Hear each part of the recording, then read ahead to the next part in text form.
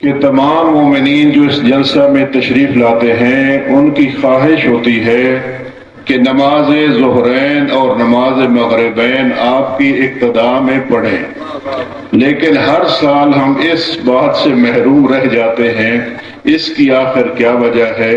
اگر یہ نمازیں پنڈال میں آپ کی اقتداء میں پڑھی جائیں تو ہمارے لیے ثواب بھی زیادہ ہوگا۔ میں سوال کرنے والے کی عزت افزائی کا شکریہ ادا کرتا ہوں، لیکن یہ سوال نہیں ہے، لہذا پہلے بات ہو چکی ہے، سوال آپ نے کرنے ہیں، میں نے جواب دینے ہیں۔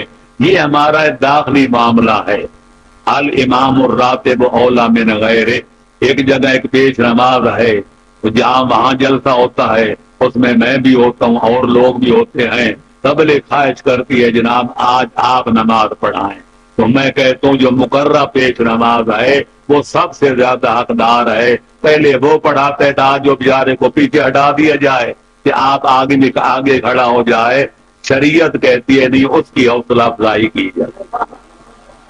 جہاں کوئی پیش نماز نہیں ہوتا میں سب شکریہ کے ساتھ نمازیں پڑھاتا ہوں تاکہ لوگوں کو نماز با جماعت کا شوق دلایا جائے۔